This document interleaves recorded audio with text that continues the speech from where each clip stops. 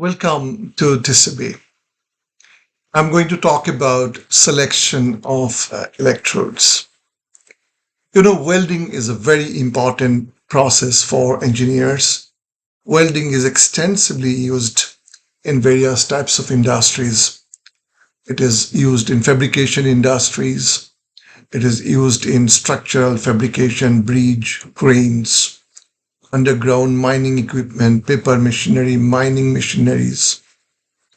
Very wide application. It is used in chemical projects, petrochemical projects, pressure vessels, heat exchangers, field welded storage tanks, pipeline, flow line, and it is used extensively throughout the world. So it's very important for, as an inspection engineer, you need to know when you are doing welding inspection, how electrodes are selected. We have discussed how electrodes are specified. Different types of electrodes have got different specification. Electrode specification is addressed in ASME section 2 part C. Within that, you will have the classification of electrodes. Classification is how each type of electrodes are classed or classified. For example, when we want to use an electrode, how we actually classify this? How do you call an electrode? So every electrode should have a name, right? How do you identify one particular electrode? So there is AWS has got a 4-digit classification, of course, with supplementary information also are coming after the 4-digit classification. So E stands for electrode, So 7016, if you can see here in the top, E7016. We have explained what 7016 means. E6010, it's a cellulosic electrodes. 6013 is a rutile. 7016 is a basic coated electrode. E6010 is a cellulosic electrode. E6013 is a rutile electrode. E7018 is a basic coated electrode. E7024 is also a basic coated electrode. So we have explained what 70 means, what E means, what 1 and 6 means. That we have addressed in another discussion. Right now, I'm going to explain how we are selecting the electrodes. Let's take an example, a case of joining carbon steel to carbon steel material. Say we are joining a 106 grade B, which is a pipe, and grade 70, which is a plate extensively used for pressure vessel. So say this is one of the joint, which is a fillet joint welded all round in the pipe as well as the plate. Now, this part is fillet. We don't know whether there was a groove inside because we don't have the symbol as of now. But at this point of time, let us consider the welding only a fillet joint here, which is welding, which is a pipe to plate welding. Since both of them are carbon steel, we'll have a relatively easier way of selecting the electrodes. First, you have to know what is the chemical and mechanical property. Now, a 516 grade 70, which is the plate, is used for pressure vessel manufacturing extensively. Now, the chemical composition carbon percentage is 0.27 maximum. Manganese is 0.85 to 1.2%. Phosphorus and sulfur and phosphorus are impurities and given a maximum limit. Now, tensile strength 70 to 90,000 psi or 70 to 90 ksi, and yield point is 38 ksi, and elongation is 20%, in a 50 gauge length. Now, this is the typical property of carbon steel plate ASTM F516 grade 70. Now this is going to be used, say, with a 106 grade B pipe. Now let's see what is a 106 grade B material composition. Now carbon maximum 0.3%. So you can see here maximum percentage of carbon is 0.27 here 0.3 max. Manganese 0.29 to 1.06, so there is some overlap. Silicon, it will be greater than 0.1, around 0.3, 0.35, around that range is silicon. Now sulfur and phosphorus range is very similar in both this, and tensile strength of A106 grade B is 60 ksi. So it is having lower tensile strength compared to A516 grade 70. It is 60 ksi and yield point is 35 ksi. Here yield point is 38 ksi and elongation is 16.5 in 50 gauge length and it is 21. So here a 106 grade B is slightly having lower strength, yield strength, and elongation is also less. Of course, UTS is also less. Now to select these, we have to find electrodes which meets requirement of both the grades.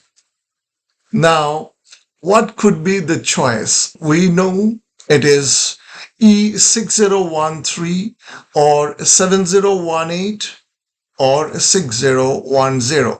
6010 is a cellulosic electrode which is extensively used at the root run for its penetration. Higher arc force can create better penetration, which is used when the root side is not accessible. So only one-sided welding you have to do.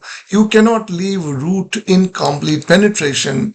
So 6010 electrode is used for pipelines and flow lines extensively where the root is not accessible. So because of cellulosic electrode, it will display higher percentage of hydrogen content, but it is going to give better penetration. So 6010 can be used.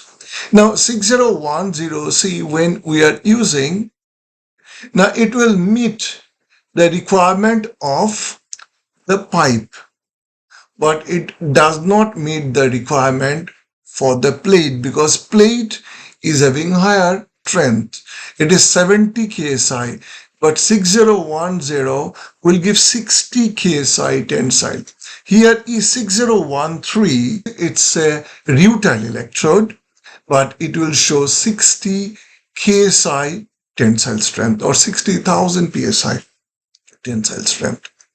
Now this meets the requirement of grade B but does not meet the requirement of ASTM F516. Now, if this electrode, this joint is for normal strength, it is just to holding two plates together and this is not subjected to heavy load, commercial application, you can use 6013 and 6010 both.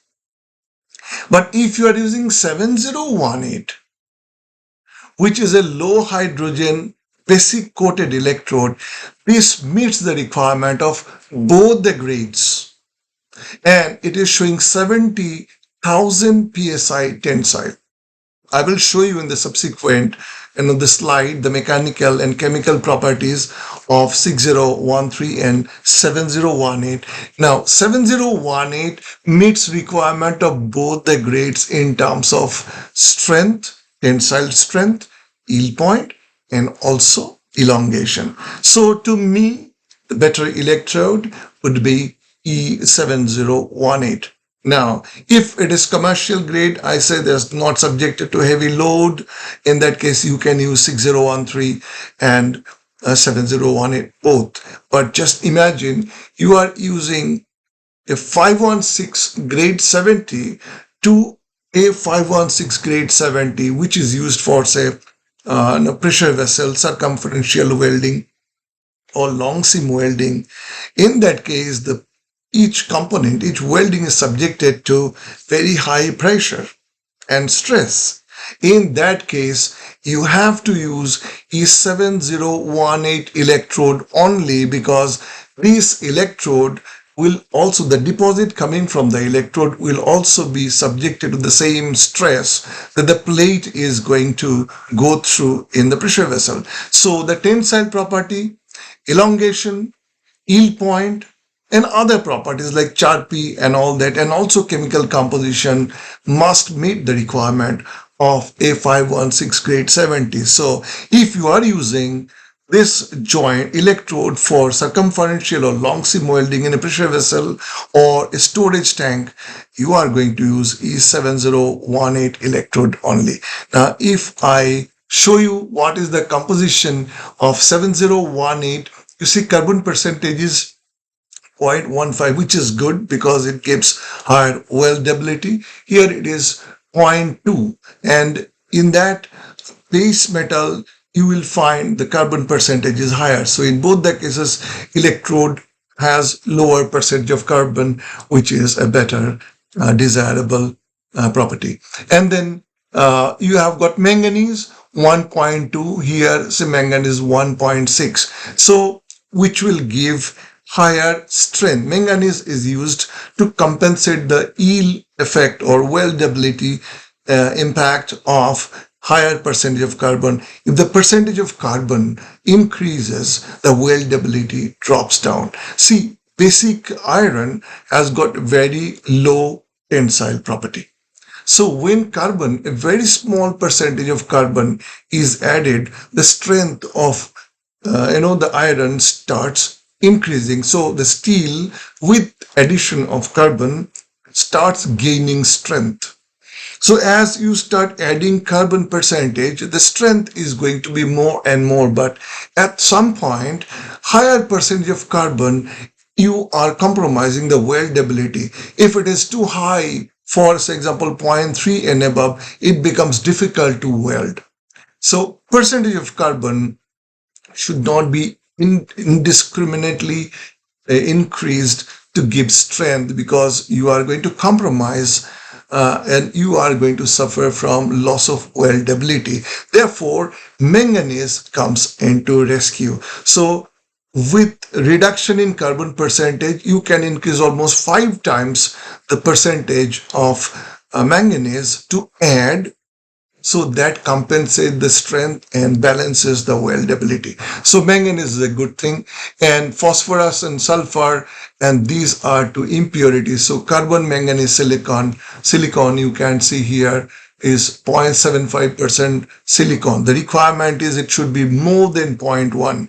So it is more than this, so it is meeting the requirement. So 7018 meets the requirement, and 7018 shows tensile strength of 70,000 psi and elongation is 22%. So it meets the requirement of all conditions.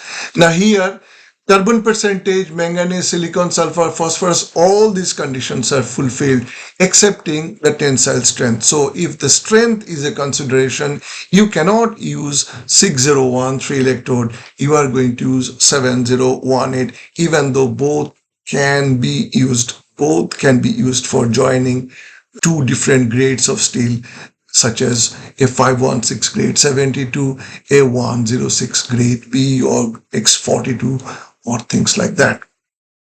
That's how electrodes are selected for carbon steel. So we are basically comparing composition meets the requirement of both the base metals as well as the mechanical property meets the requirement.